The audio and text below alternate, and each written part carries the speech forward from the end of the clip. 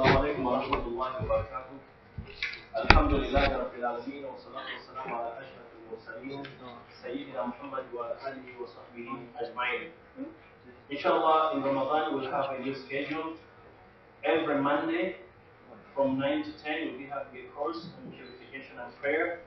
And this course is unique because we don't only teach you how to purify yourself, we don't only teach you how to pray, but we give you the spirit of it. Some actions of prayer, we just take them for granted, like turning to your right and left after you finish the prayer. So we'll be telling you what does it mean to turn to your left and prayer, and what is required of you. And then every Wednesday we'll continue with the purification and prayer for those who started with us since a long time ago. It will continue, and every Thursday we'll be having misconceptions about Islam. There are a lot of misconceptions that whenever people travel abroad, they do call us how to answer this and that. So we'll equip you with that information on how to answer some misconceptions about Islam. So before I start, and actually I'm afraid this presentation will be long, but I'll try my best to cut it short. And I will be focusing on striking a balance between the soul and the body. We are body and soul. So the soul alone can't exist. The body alone can't exist. So you have to try your best to strike a balance between the soul and the body. So most of the time I focus on the body. So among the things that I will be talking about is to volunteer, especially volunteering in poor countries. So if you can, if you have the energy, if you have the wealth, why don't you travel to any of the poor countries, live with poor communities, try to volunteer over there. This will open up a lot of benefits spiritually, mentally, physically, among others, and you will see things in different directions. I saw a good program on BBC last year. They were sending bus drivers from the UK to third world countries. And especially this one was about bus drivers from the UK going to the Philippines and driving buses in the Philippines. So at the end of the program, they were grateful for what they heard in the UK. Whatever they were taking for granted in the UK, they appreciated it even more. And before I begin, I have my friend, brother, Salah. He's from Egypt. He's an architect. So he used to volunteer somewhere, and he got to know some people. So eventually he went to France and Germany to give a lecture, right? Yeah. So you didn't expect that? No. So would you like to share that experience before I begin? Yeah. Assalamu alaikum everybody. My name is Salah. I'm an architect. First of all, I thank Brother Hassan because I used to volunteer in Thai Center and in Aware Center. And I used to give lectures on presentation about architecture, especially Nubian architecture, which is my where I came from. So last year I kind of applied for a conference in France, in Paris, and I got accepted to participate in a very rare conference. It took place every 4 years. So I said, why not? I'm gonna take like a travel and participation. I took it seriously, and I went there, and I got to know a lot of people, a lot of specialists in the field, and two things actually I learned from my life. The first thing is to be around the thing that you love. This is one concept I really follow, is to be around events and people that you are interested in. And this helped me a lot, actually. When I went there, I knew a lot of people who are the same career of mine, architects and archaeologists, and I love archaeology. And the other thing, I got involved in the thing I am interested in. And I didn't go there and just sit down and watch everybody. No, I engaged in the conversation, engaged in the discussion. And so during the conference, I got 2 invitations actually to attend as a presenter, as a speaker for other conferences. One in New York and the other one in Berlin. And the other one, it was from Berlin University. So I turned down the New York offer, and I took the Berlin University. I just came from there 2 weeks ago. I presented my research paper, and they liked it a lot. I got a lot of applause. And this is the second principle I'm following. Although it was my first time to present a research paper in a conference, I didn't fear that. I mean, I took the chance to stretch myself and stretch my skills more and learn how to present a paper research. So this is another thing I've learned. If you can offer anything, I mean, things that you're interested in, don't be afraid and back off from that. Take the chance and take the opportunity, and this is the reason for you to stretch your abilities and skills. That's it. Jazakallah khair, barakallah fiqh. Jazakallah khair. Yeah, so the brother was a volunteer and he got invited to Berlin, but he didn't tell us how much they paid. This is his own secret. You don't need to tell us. So I would also welcome an opportunity to go to CNN or BBC to talk about Islam. I've been to other TV channels, but I'd like to go to CNN, BBC, if I get the chance. Not because I want to be famous, it's because I want to spread the word of Allah. And the chance will come, inshallah. So I began with this quote which says, Ramadan shows us the way to peace and harmony. May the Spirit of Ramadan illuminate the world and show us the way to peace and harmony. Peace and harmony, this is again another topic. So Ramadan should be seen as a landmark in a Muslim's life. It's not just about abstaining from food, drinks, conjugal rights, and acts that nullify the fast from dawn to sunset. It's more than that. So as we will see, when you abstain from food, drinks, and conjugal rights from dawn to sunset, you are focusing on your spiritual enlightenment, which is a very important aspect of your life. And if you want to be happy, you should try your best to strike a balance between your physical needs and your spiritual needs.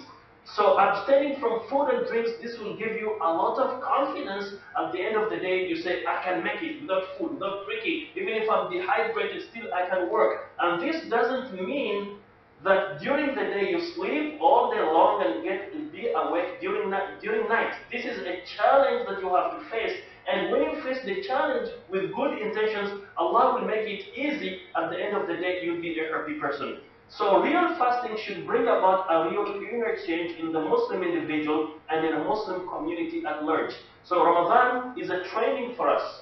So in as much as you abstain from abusing people, committing sins during the day, in as much as you abstain from engaging in fights against people, so you become a different person in Ramadan. So you have to carry out these lessons that you learned in Ramadan, even after Ramadan. So it's a training course that we take every year to reform ourselves, to reform our behavior, which will be good for us on earth and good for us when we meet with Allah subhanahu wa ta'ala. Fasting is a universal custom and is known in all the religions of the world, albeit with some differences. So not only are we the ones fasting, people before us were fasting. For example, Yusuf alayhi salam, he used to fast, and he would say, when breaking the fast, that I'm afraid to eat food and drink and forget the people who are poor, who can't get their food, who can't get clothes. So what he was focusing on, because he was feeling the pangs of hunger, he was feeling thirsty, he was empathizing with the poor and the needy. So if you are in such a situation whereby you emphasize with the people, the poor and the needy, you empathize with them, then you will be in position to help them because you already feel what they feel. And this help, which comes first of all, because you want to please Allah subhanahu wa ta'ala and comes from the heart, it will make a tremendous effect in your relationship with the people that you help. So this is again the month in which we gain abundant rewards by helping others. For example, if you provide a meal for a fasting person to break his fast, you get the same reward like that person. And as we will see, the reward of fasting is determined by Allah subhanahu wa ta'ala. So imagine you provided iftar for 10 people, 20 people, 30 people. How many rewards will you get? Now, in the past, we used to read Allah subhanahu wa ta'ala in the Quran encouraging us to give charity. Prophet Muhammad, peace be upon him, telling us we should give charity. And now, discovery tells us that when you give charity, it boosts your immune system. So you are the first beneficiary before the recipient of your charity. So the thing is, if we oblige to the commands of Allah subhanahu wa ta'ala sincerely, not only shall we get abundant rewards from Him, we will also benefit here on earth in different ways. So whatever Allah subhanahu wa ta'ala enjoins upon us, we say, Sami'na wa ata'na. We've heard you and we've obeyed.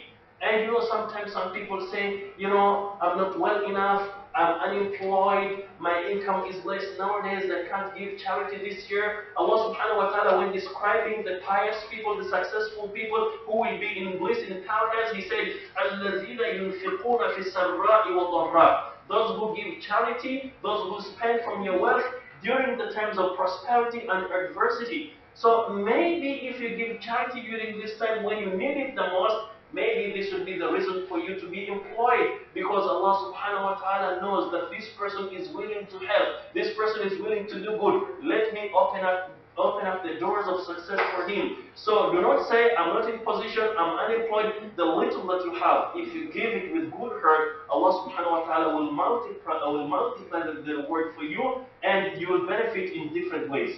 So the Islamic fast is not about mere starvation and self-denial. Rather, it's an act of worship and obedience to Allah, thanksgiving, forgiveness, spiritual training, and self-examination, among others.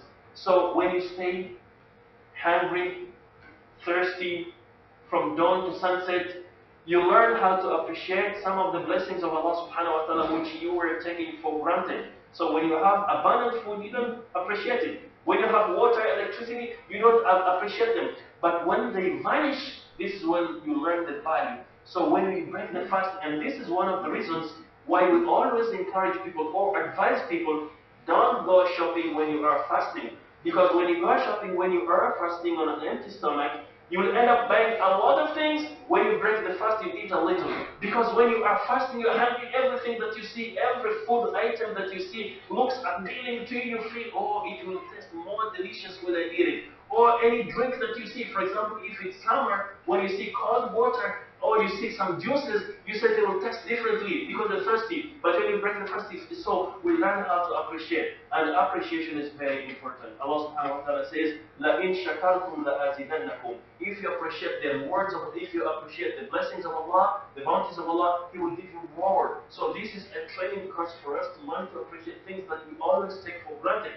You have the ability of eating the food, you have it, you have juices, you have everything that you need, but because of the fear of Allah, you abstain from that. So, fasting in Ramadan also creates a social bond and develops a profound spirit of social belonging and brotherhood among Muslims, irrespective of their race, color, or culture.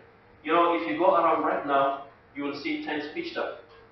People, well-to-do people, providing meals for the poor, for the needy who are not capable of getting anything to break the fast on. So this spirit of brotherhood, this spirit of togetherness, this spirit of social bonding is very important in Islam. So we as human beings, we are naturally social.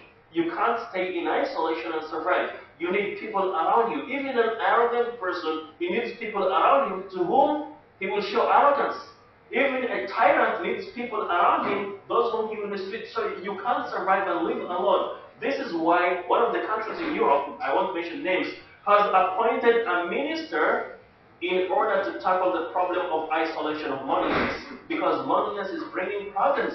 So we tell the minister who has been employed in one of the countries of Europe to solve this problem of loneliness. We tell him, we have this in Islam a long time ago. Prophet Muhammad says in a hadith that was narrated by Abdullah bin Umar, المؤمن الذي يخالط الناس ويصبر على أذاهم خير من الذي لا يخالط الناس ولا يصبر على أذاهم. So the translation is, Abdullah bin Umar narrated that the Messenger of Allah said, a believer who interacts with people, who mixes with people and patiently perseveres when they annoy him. So you deal with people, you interact with them, you help them, they annoy you, they betray you. Don't stop. Don't say, I've been interacting with people, I've been helping them, they annoy me. Don't stop there, because this is part of faith. So the Prophet ﷺ is describing a believer that is the one who interacts with people and patiently perseveres when they annoy him, and this believer is better than the one who doesn't mix with people and as such doesn't bear when they annoy him.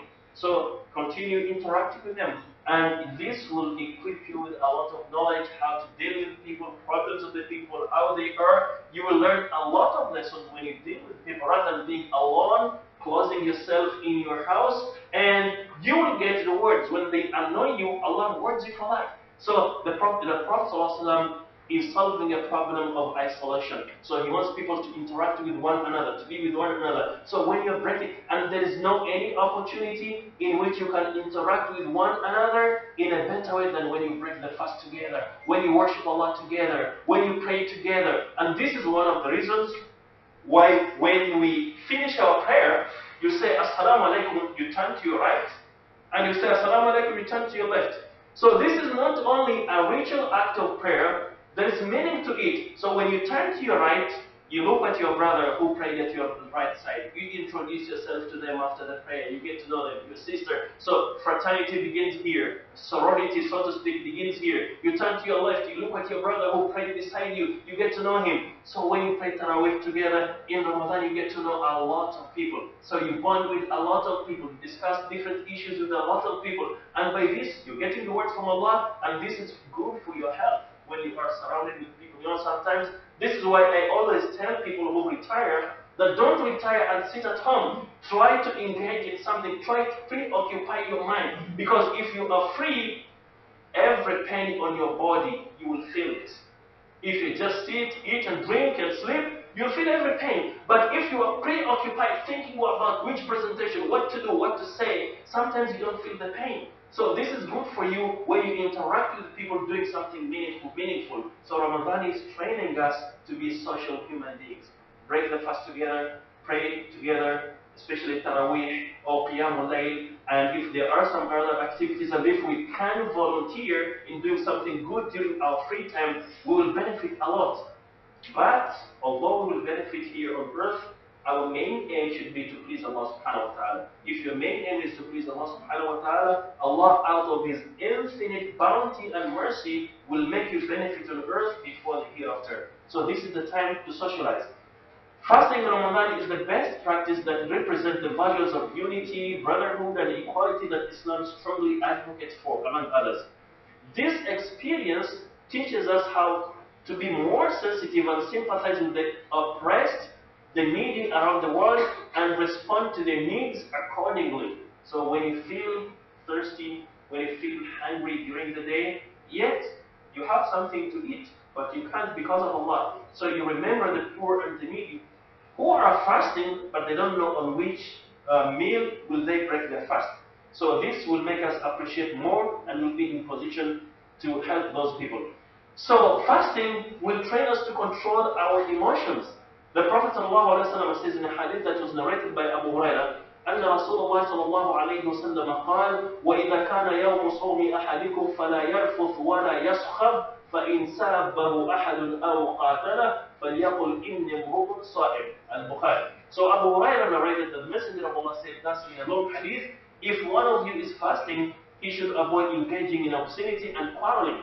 And if anyone insults him or picks a fight with him, he should say, I am fasting. Al-Bukhari. So the Prophet ﷺ is training us to control ourselves. Don't insult anyone when you are fasting. Don't abuse anyone.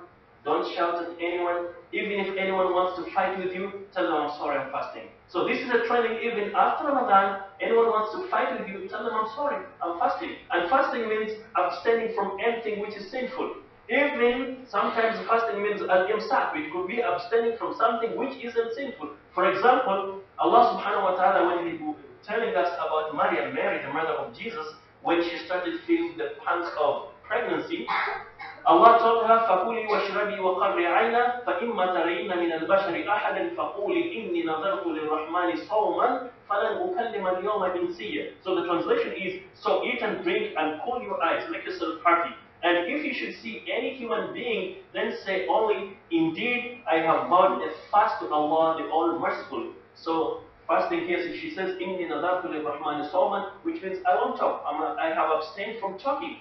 So for so many reasons, Allah told her, if anyone wants to talk to you, tell them, I have vowed to Allah, I will not talk. So here, some abstaining from talking. Talking is allowed, but some situations, If someone will misunderstand you, if someone is yelling at you, so you make stop. You say, I'm sorry, I'm fasting. And you know there is a time I was somewhere, I went to a supermarket, and I found some naughty children over there taking some stuff and throwing it. And the supermarket owners were not capable of controlling them. So I had to interfere. I told the people, why are you doing this? They said, because we are strong, this and that. I say, if you are strong and you are Muslims, you should use your strength and privileges to protect these people because they are under your custody. So they understood and left. So this is called calling, striking a sensitive chord. So in this case, when we are trained not to fight, not to abuse, not to insult anyone, this training, we have to implement it even after Ramadan. So as I said, the presentation will be long, I will be just fasting in Ramadan is very special in that God Almighty Himself determines the amount of rewards you will receive. Prophet Muhammad ﷺ said in a hadith, عن أبي هريرة رضي الله عنه أن رسول الله صلى الله عليه وسلم قال: كل عمل ابن آدم يضاعف الحسنة بعشر أمثالها إلى 700 ضعف إلى ما شاء الله. قال الله عز وجل: إلا الصوم فإنه لي وأنا أجزي به يدع شهوته وطعامه وشرابه من أجلي. So Abu Hurairah narrated that the Messenger of Allah said, every good deed of the son of Adam will be multiplied manifold. So you'll get a lot of rewards for every good deed that you do. A good deed will be multiplied 10 times up to as many as 700 times, or as much as Allah wills. So it's between 10, 700, and much more, depending on how perfect you implemented it and how sincere you were to Allah subhanahu wa ta'ala. Allah says, except for fasting, which is for me, and I will determine the reward for it. The fasting person gives up his desires and food for my sake. So Allah subhanahu wa ta'ala has promised He will determine the amount, quantity and quality of the rewards He will give you for fasting. If it's a common act of worship apart from fasting, salah, prayer, zakah, hajj, you get from 10 up to 700, even more, depending on how you performed it and on the sincerity. So fasting is much more than that. So what about, as I said before, if Allah has promised to determine the reward for fasting, what about if you provide a meal for a fasting person, a poor person, to break his fast on? You are first helping him to get a meal. Number two, you are helping him to worship Allah subhanahu wa ta'ala. Number three, you are alleviating his worries. And number four, you are making him comfortable, so you get rewarded the same reward that he will get. So imagine you help 10, 20, 30, 40. How many rewards will you get from Allah subhanahu wa ta'ala? So the word Ramadan comes from the Arabic root word al-ramad, and al-ramad means excessive heat. So it also means burning sins. Abdullah ibn Umar radiallahu anhu said, indeed Ramadan was named so because sins are burnt in it. So if you're fasting sincerely, if you fast in the proper way, so not only you get abundant rewards, your sins are burnt. Allah subhanahu wa ta'ala erases your sins. After Ramadan, you begin a new chapter in your life. So, and as you've seen, since a few years ago, we've been observing Ramadan in summer when it's extremely hot. So don't be surprised, Ramadan comes from Ramadan, which means excessive heat, and it's challenging. However, we are lucky that we have ACs in houses, in cars.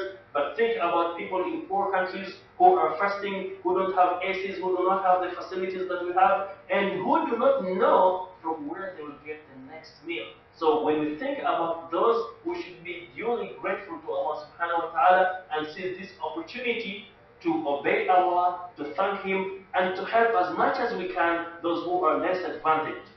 So, I will skip this, I will go to this hadith.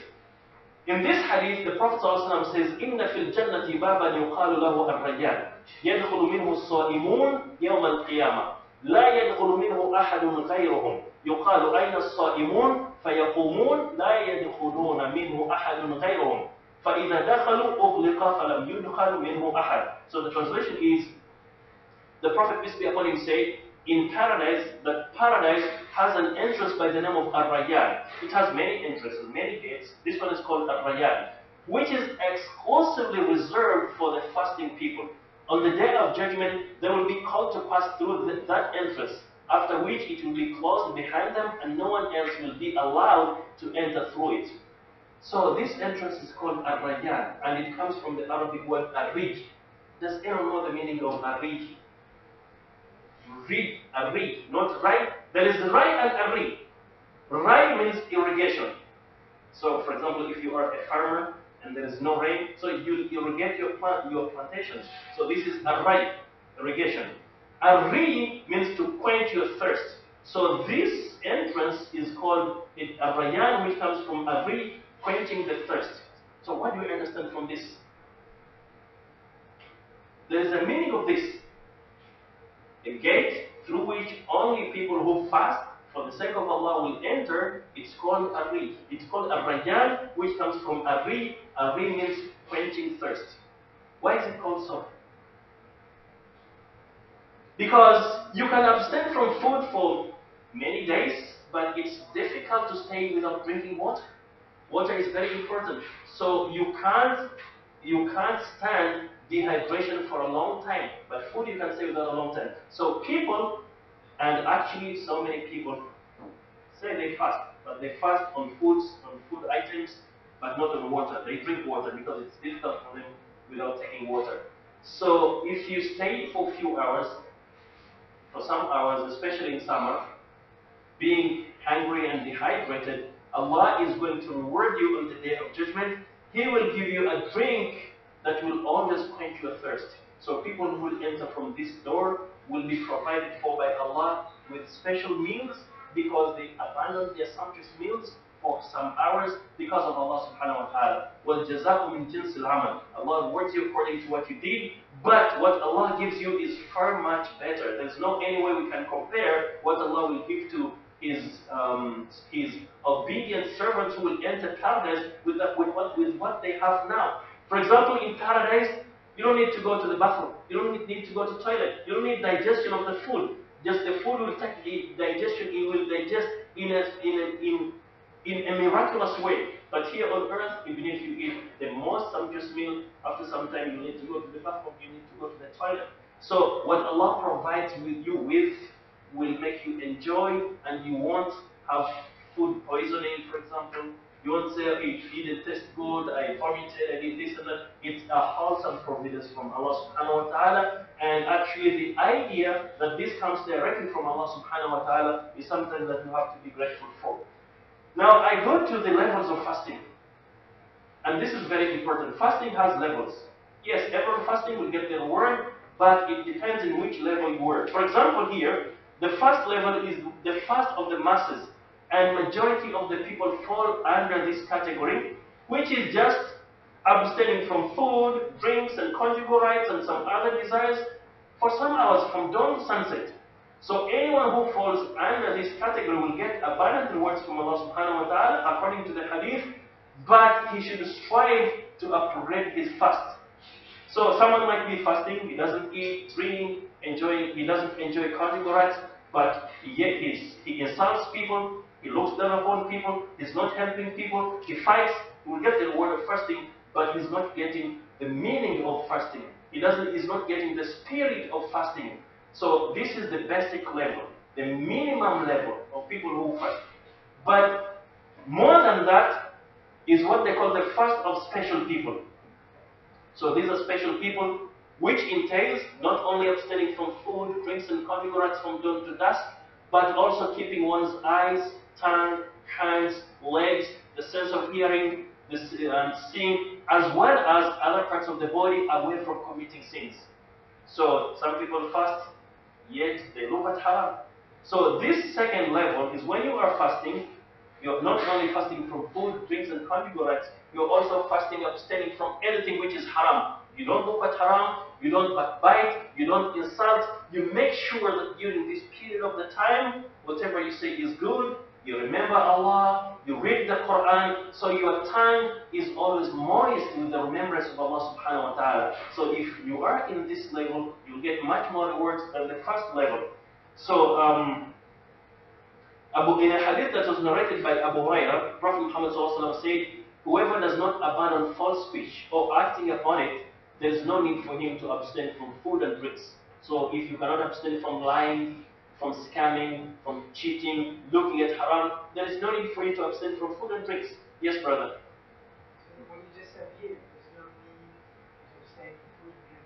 does that imply that almost the first category of people are almost invalidating their fast? That's good, that's good.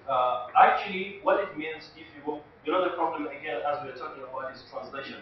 Arabic is very profound, but the translation sometimes there is a problem. What it means is, this fast will not make an impact on you, because it's not only about the words, but it's about transforming you into a better person. So if you observe all the rules and regulations of fasting, you fall into the third category, the best category, as we will see. So not only do you get the rewards, but you will also gain mentally, physically, spiritually, among others. So it will be a complete transformation of your personality. The rewards, you get them on the day of judgment. But if you want to be rewarded even here on earth in different ways, getting a lot of blessings, having good health among others, then you observe first in full details, in whatever it entails.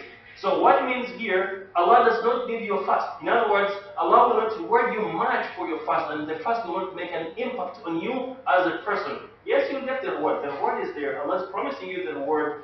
But if you first, according to the rules and regulations of Allah, if you fulfill the real spirit of Ramadan, you will benefit here on earth in different ways. If you are a businessman, your business will increase, your family will be blessed, so you'll be blessed in different ways. So you get complete blessings of Allah subhanahu wa ta'ala if you adhere to those. So this does not mean you won't get the reward. The reward is there, you will get it. But you won't get a complete transformation as a person fasting for the sake of Allah is supposed to do. So in this hadith, Prophet Muhammad ﷺ informs us that real fasting is not to abstain from sins. Real fasting is to abstain from sins as much as possible. So real fast is not only abstaining from food and drinks for some few hours, but to abstain from sins as much as possible. And this is a training. This doesn't mean in Ramadan you abstain from sins, and then after Ramadan you get a carte blanche. Oh, now I'm free, I can do this and that. Even after Ramadan, continue controlling yourself, abstaining from the sins. So on this issue, Jabir ibn Abdullah said, when fasting, your ears, eyes and mouth should shine lying as well as committing other sins. Moreover, there should be a change in you when fasting. In other words, you should be a better person when fasting than when you are not. Moreover, fasting should be a training course for you to become an informed person. Then we come to the third level, which is the best. The fasting of the crème de la crème, which entails keeping one's heart from lowly aspirations and motives as well as thoughts that will keep him away from Allah subhanahu wa ta'ala. Anyone in this category should be preoccupied with things that please Allah subhanahu wa ta'ala. So you do everything for the sake of Allah, and if you do everything for the sake of Allah, you make sure you do it in the best possible manner. Prophet Muhammad sallallahu alaihi wasallam gave us a lot of examples about this. This example is Umar ibn al-Khattab. The king of Azerbaijan used to read about Umar ibn al-Khattab, used to hear about Umar ibn al-Khattab, so he decided to send an emissary to go and visit Umar in Medina. So the emissary of the king goes all the way from Azerbaijan to meet with Umar in Medina. In a long story, cut it short, even he was not able to distinguish who was Umar when he found him with his companions. There is nothing that distincted Umar from his companions. So it's time for lunch. After discussions, it's time for lunch. So Umar gives him an option. He says, if you want to have lunch with the poorest Muslims, you're free to do that. And if you want to have lunch with me, you're free to do that.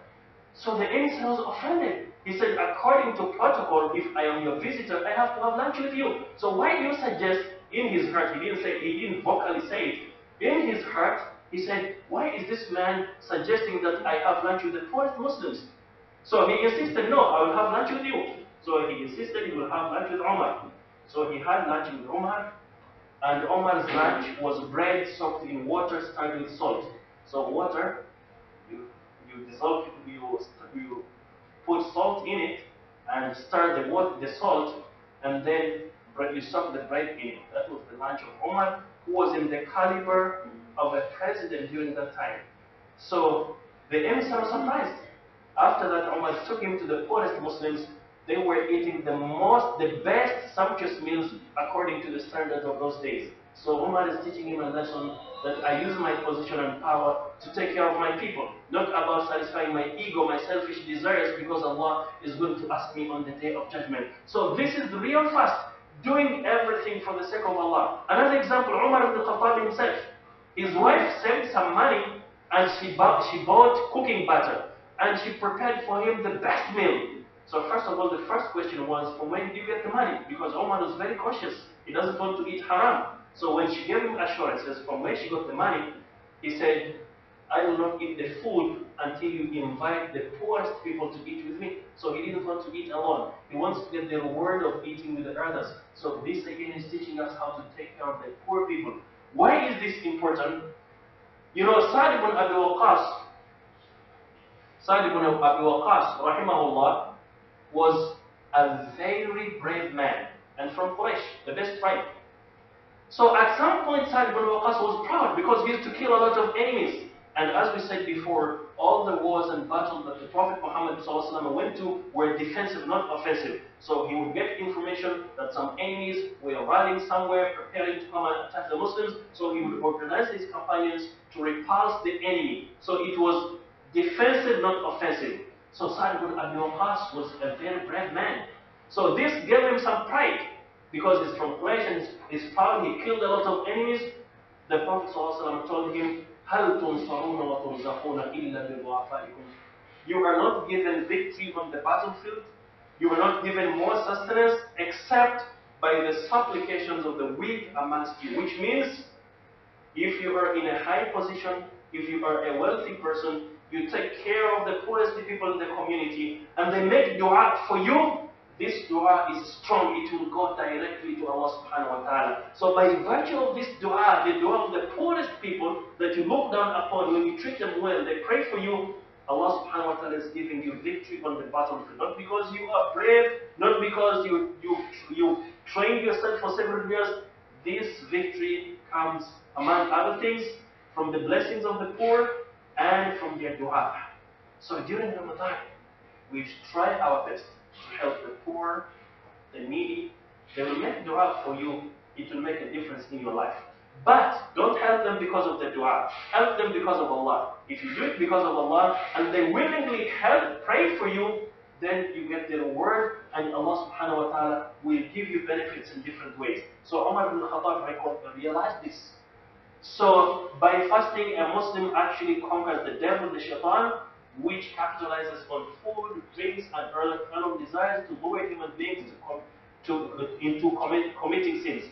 By fasting, the devil is restrained in that it's no longer active in one's bloodstream. So there is a hadith of the Prophet ﷺ that the devil is active in one's bloodstream. And actually, one day the Prophet ﷺ, it was during i'tikaf, he was performing i'tikaf. One of his wives went to see him in the masjid, so he was walking her to the house, to her apartment. Some of his companions saw him, two of his companions saw him, and they quickened their pace. They went quickly. He was afraid that these people might go and spread rumors that the Prophet is walking out with women. So he stopped them and said, Ana Rasulukuma, stop, slow down. So he told them, this is my wife, and I am Prophet Muhammad, Messenger of Allah. So they said, why do you need to introduce her and introduce yourself? We don't doubt your motives, we trust you. He said, Inna shaytana yajri min ibni Adam majra dam.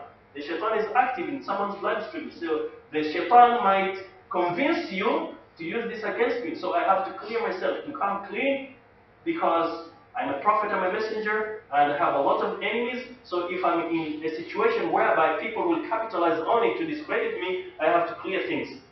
So before I continue, there is a quote here which is very beautiful. It says, this one here, it says, fasting is only 1% of not eating and drinking. Only 1% abstaining from food and drinks. And the rest of 99 of fasting is bringing your heart and soul closer to Allah.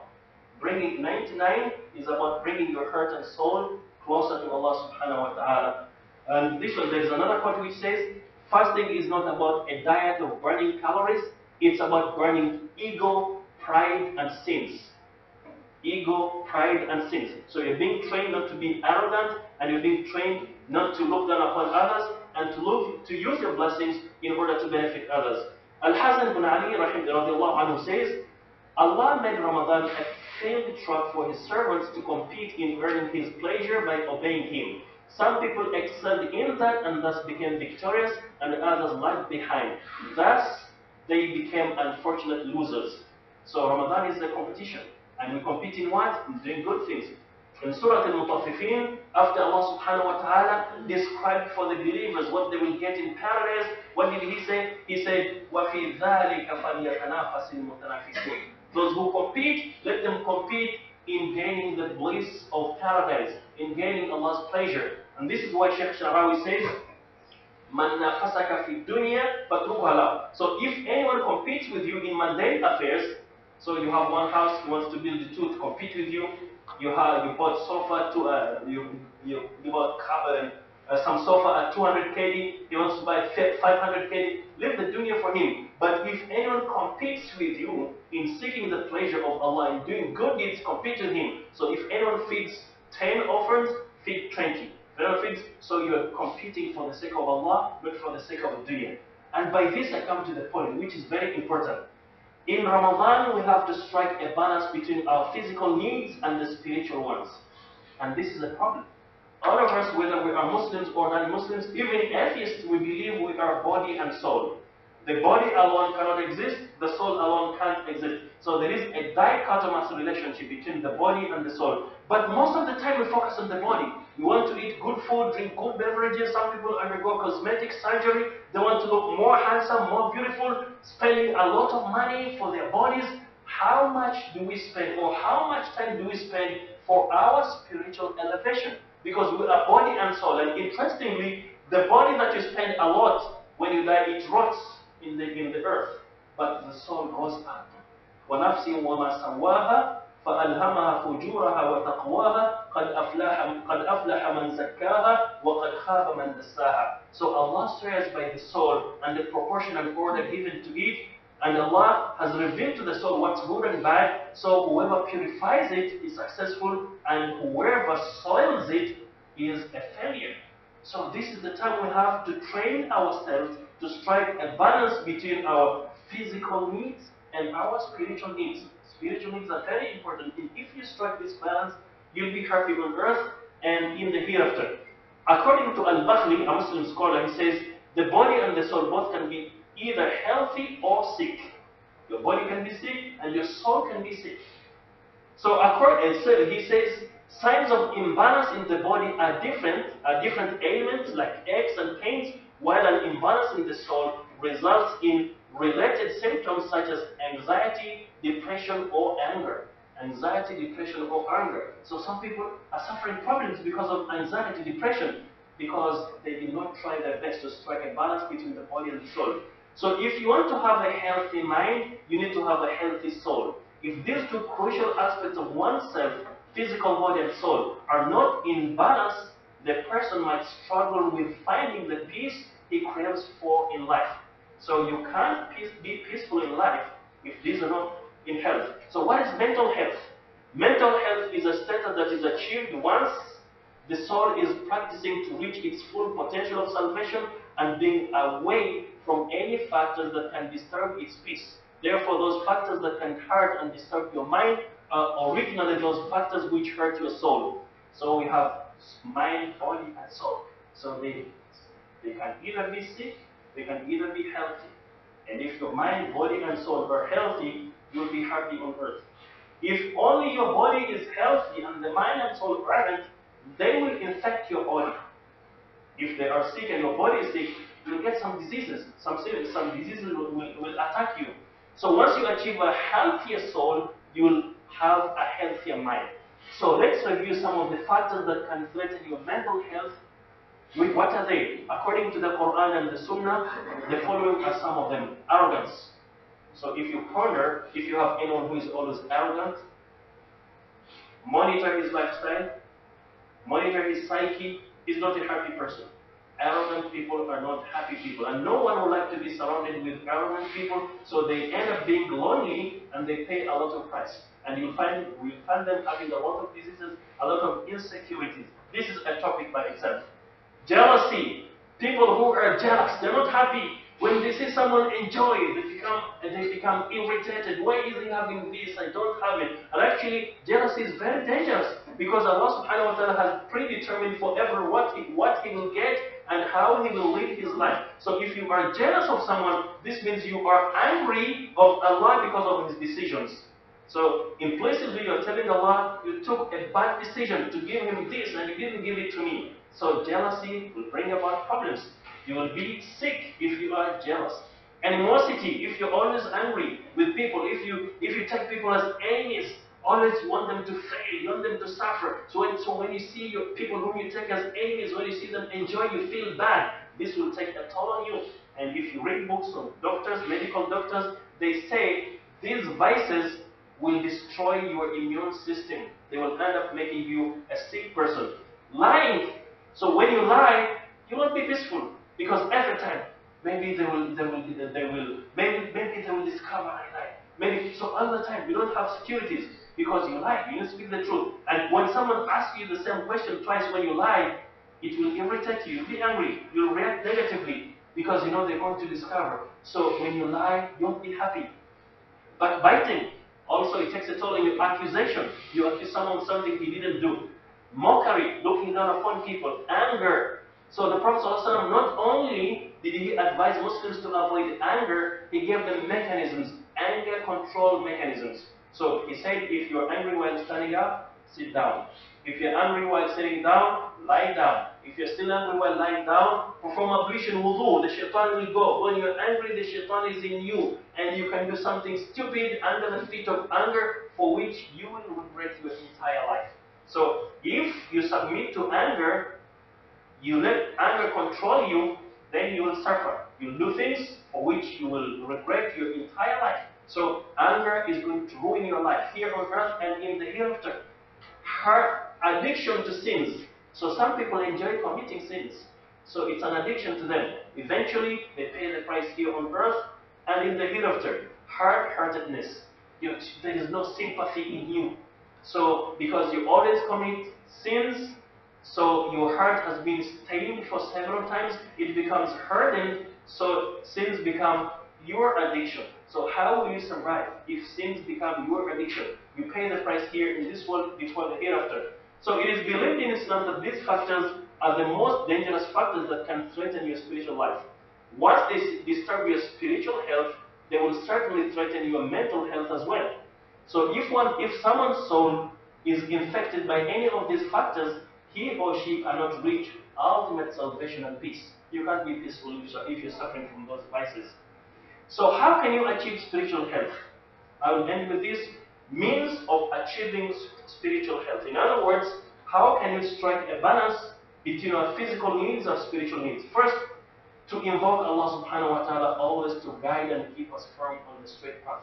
So make dua to Allah subhanahu wa ta'ala. Salama, when she was asked about the dua that the Prophet ﷺ made frequently when he was with her, what did he say?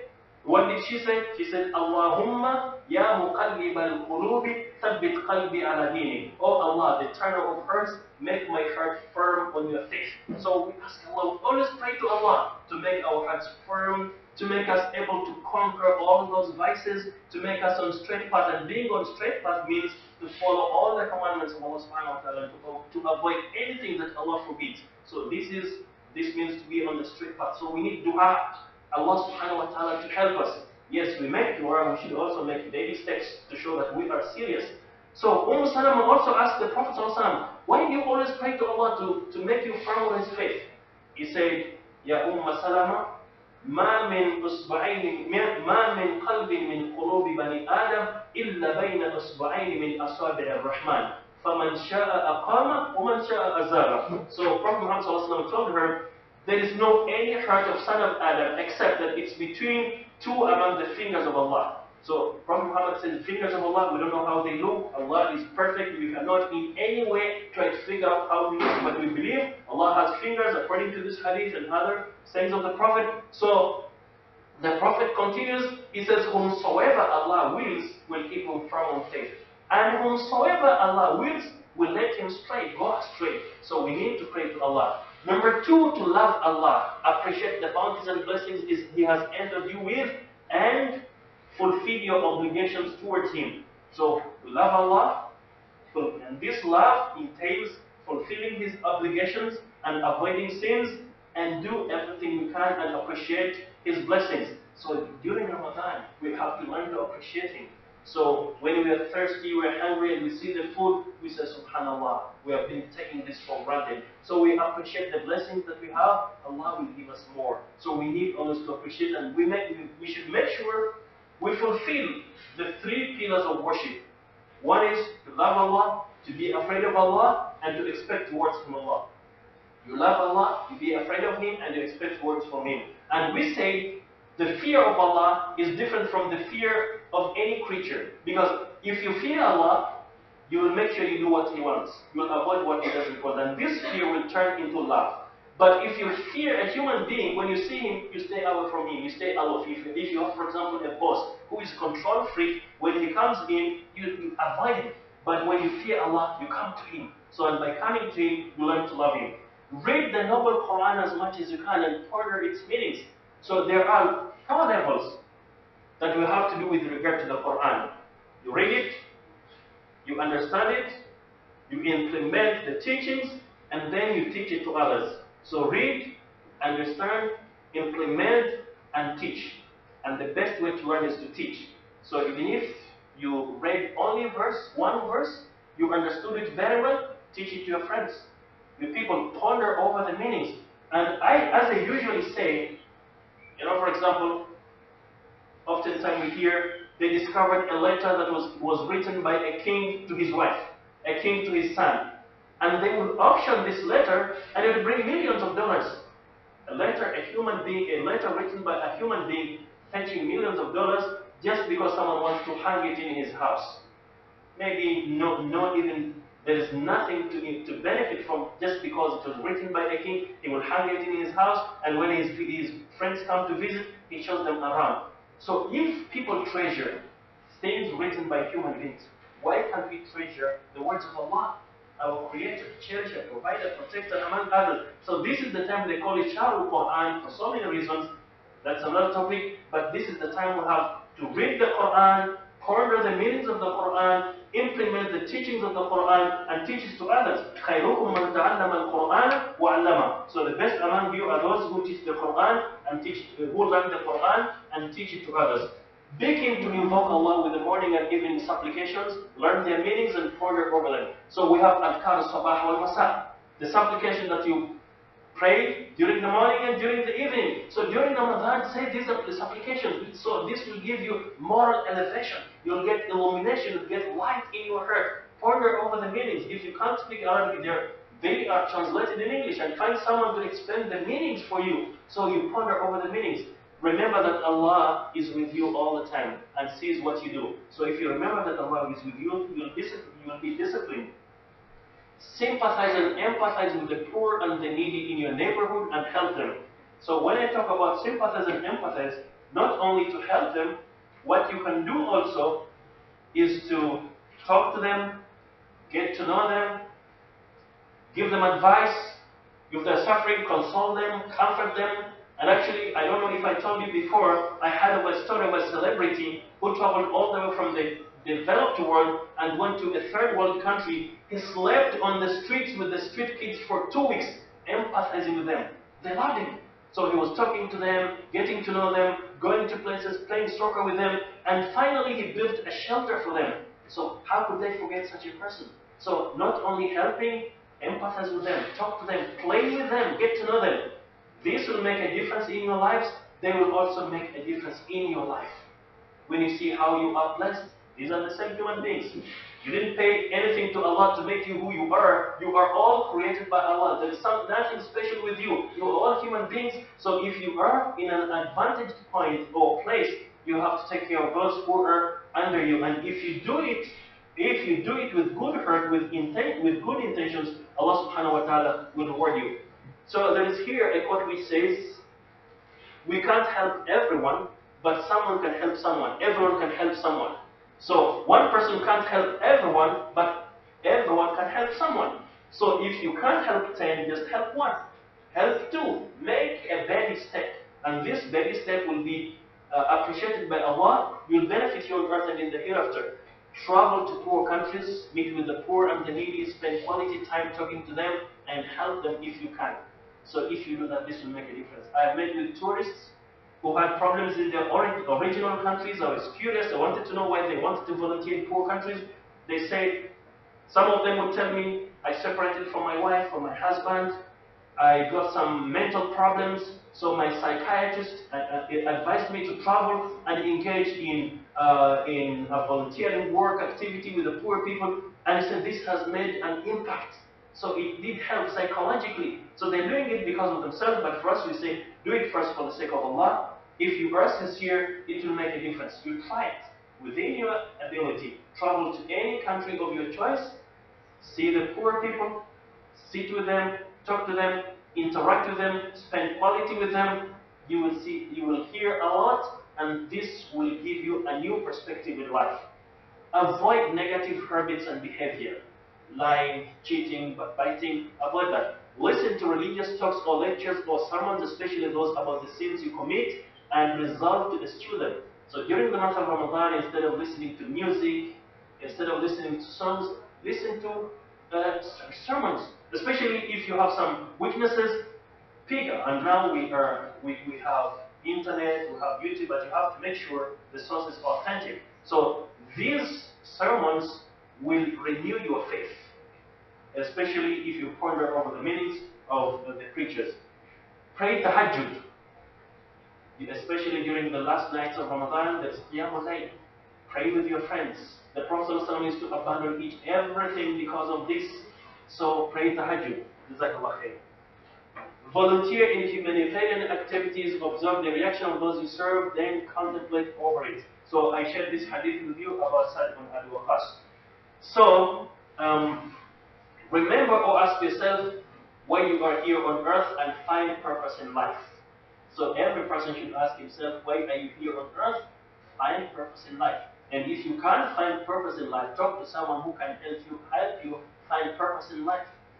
Ponder over the Islamic injunctions that have directly benefited you. So there are many commandments of Allah, many instructions of the Prophet ﷺ. So ponder over those which you implemented and made a difference. For example, for me, whenever I have problem, I pray tahajjud, it makes a difference. So ponder over those which have made a difference, and then based on that, try to do more and more according to your ability.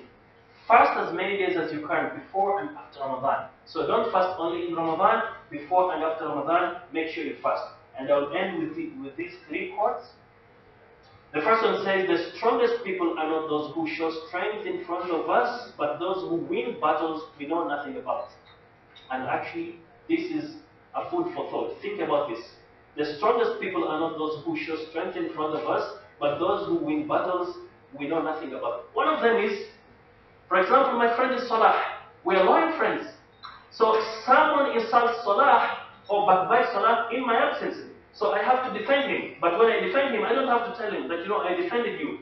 So if you do that, Allah subhanahu wa ta'ala will reward you abundantly and you will benefit here on earth. This is one of the interpretations. So in Ramadan, try to defend as many people as possible without even informing them. You are doing it for the sake of Allah. Then another one, most people fail in life because they major in minor things. So you have to find purpose in your life, prioritize your needs and requirements, so focus on them according to the priority. So what do you want? So most people fail in life because they major in minor things. So you focus on things which do not have any benefit to you. So make sure you think about what you do. Is it beneficial to you?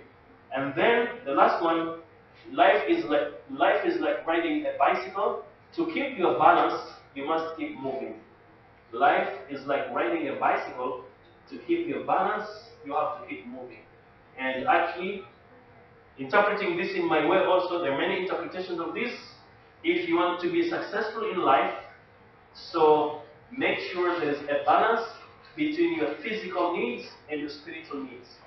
If you try, and among the things that can help you to focus more on your soul is to contemplate, to meditate. Meditate about things around you, about Allah subhanahu wa ta'ala. Think about the blessings that Allah subhanahu wa ta'ala has given you, which others are not enjoying. Ask yourself, how are you special to Allah to be given all this? So this will make you a humble person, yet someone striving more to worship Allah subhanahu wa ta'ala and to gain His pleasure. So with this, I come to the end of my presentation. When you talk about Ramadan, we can talk for hours and hours, but I wanted to focus on striking a balance between our physical needs and our spiritual ones, which are very, very important. So, for example, as I usually say, if you invite people to a concert, tell them there's a musician, especially if the musician is famous, the hall will be filled with people. But if you invite people to come and learn about Allah, you'll get a few of them. There is entertainment, if it's halal, entertainment is also very important. And also during Ramadan, there is a way that you can entertain yourself, so long as it's within the parameters of the teachings of Islam.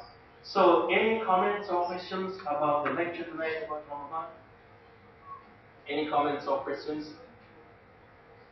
I have a question. Yes, sister. Would it regard those travelers? Like, for example, during the Ramadan, some people facing like needs for like travel, clothes, education. How to continue? Like, for example, you start Ramadan in Kuwait, and then you have to travel, and then You mean how to continue? Yeah. How to continue with fasting in Ramadan? Fasting. Like, I understand the moral approach. You have to behave accordingly to Ramadan tradition. But for example, because we change just traveling, changing time. You're changing environment. So you mean it would be a challenge, for example, if you are in a non-Islamic country, where like people maybe eat, they drink alcohol. Yeah, this is not like a this maybe a wrong way of eating approach, and also how you can just if you don't have place to stay, it's things like that. Oh, okay. Actually, Allah says, لا يكلف الله نفسا إلا وسعها. Allah subhanahu wa ta'ala will not compel you to do something beyond your capability. So, if you're traveling, for example, and we actually advise people, look out for the Islamic centers. If there's any Islamic center, go to them, seek advice from them because they know better about the country where you are going to, where you can buy halal food, where you can find Muslims to break the fast with. And if you don't have any Islamic center, look for the Muslims. Or if you have an embassy over there, go and consult with the embassy. And this is the real challenge to fast in a non-Islamic country. I regard it as the real challenge of fasting. For example, I come from a predominantly Christian country. And there is a time when a research was done, and the research concluded that during Ramadan, so those bars where they sell alcohol, restaurants, they make less money. So they don't make benefits during Ramadan. So naively, people said maybe Muslims are the most frequenters of the bars, they're the ones who eat most. But it turned out to be that Muslims have non-Muslim friends. So a non-Muslim friend is embarrassed to eat during Ramadan in front of his Muslim friend. So even the non-Muslims in some places where they have many Muslim friends, they feel bad to drink alcohol during the day when the Muslims are there. So I said this is from Allah subhanahu wa ta'ala. And actually in many countries they respect the people who are fasting, even if they are non-Muslim countries. But again I say you consult with the people over there, because it's not easy in some countries. For example, I've heard of some countries whereby they only break the fast for 3 hours. So imagine out of 24 hours, they fast for 21 hours. So it's a big challenge for them. And so the Fatwa Council in that country has to come up with something. So my advice is, look out for any Islamic center in those countries, friends who are Muslims who have been in that country to advise you where to go, what to do, who to hang out with. And I guess if, for example, you are in a shopping mall in a non-Muslim country and you ask for a place to pray, I guess they will give you somewhere to pray. They will allow you to pray. For example, I traveled to America in 2003, and I was surprised to find a very beautiful prayer hall or prayer room at Gatwick Airport. And we prayed there, and no problems. So I'm sure, inshallah, wherever you travel, if you do a search, you'll get someone there to help you. And Allah will make it easy. First, pray to Allah to make it easy for you. Any other questions or comments? We're seeing the shaitan being in your blood. Yes. First I heard that when you get the melon down to the marrow,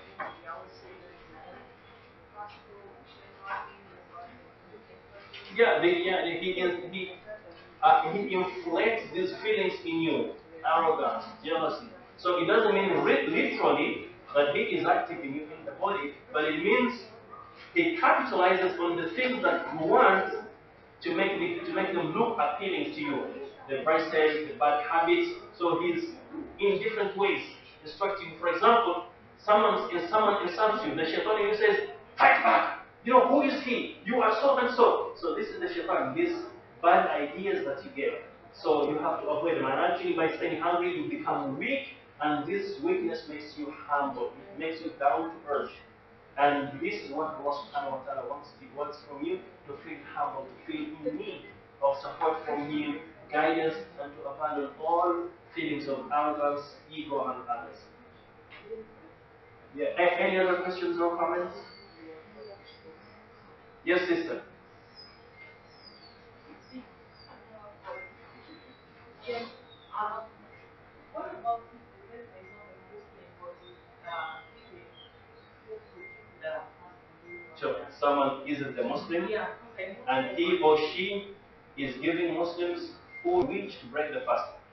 Yesterday, in the purification and prayer class, we talked about the prerequisites of prayer, and we talked about the prerequisites of any act of worship. So, to be rewarded by Allah for any act of worship that you do, first you have to be a believer, you have to be a Muslim, you believe in Him. So, if this person is providing food for the poor and the needy, we ask him, what's your motive behind that? Do you do it because you believe in Allah? Or do you do it because you feel sympathy and empathy to the people? Do you do it because you want them to elect you? So, there is always something that He's looking for.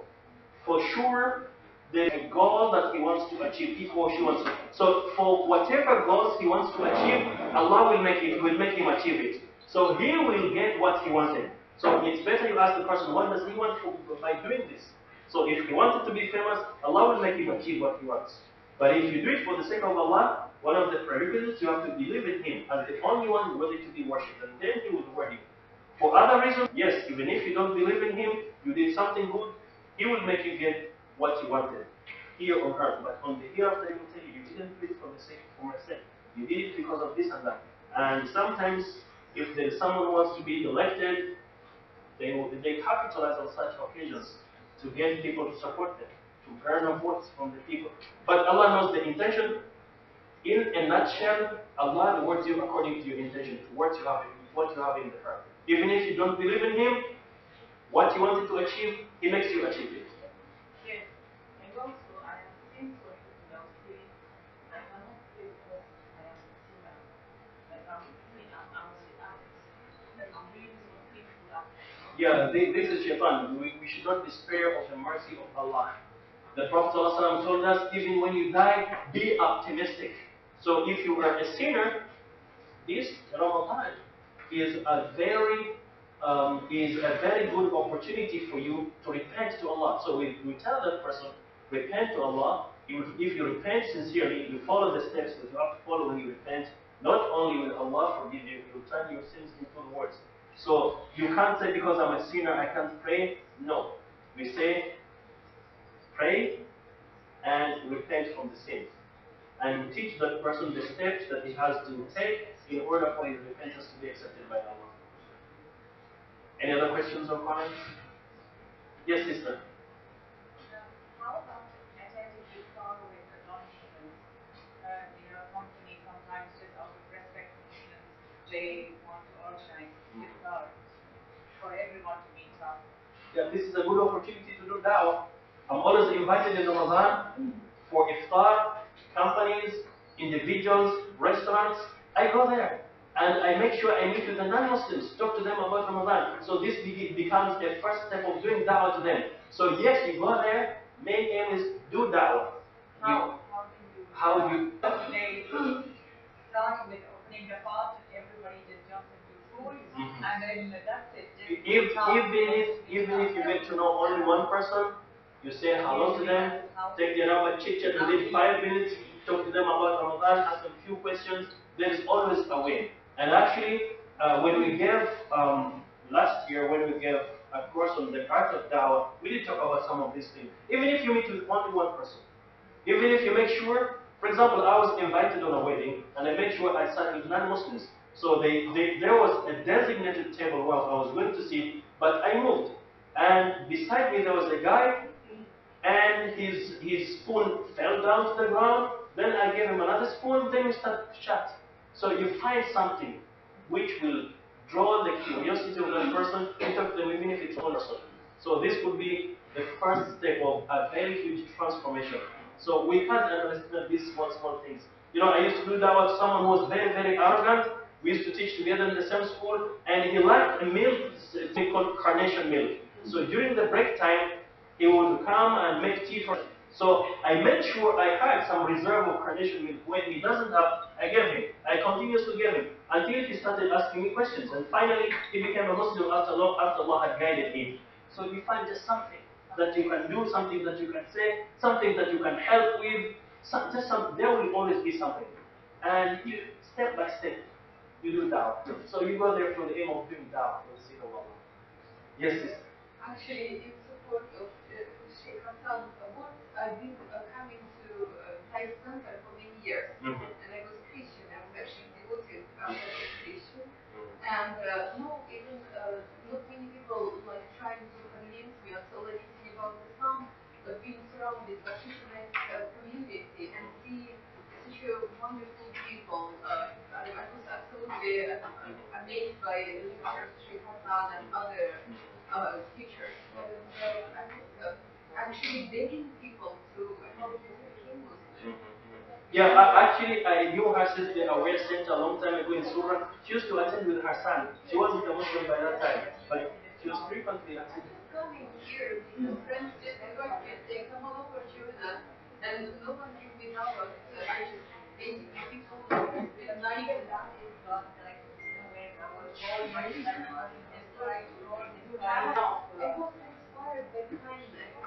such a proper mannered people and basically nothing was imposed and it was amazing.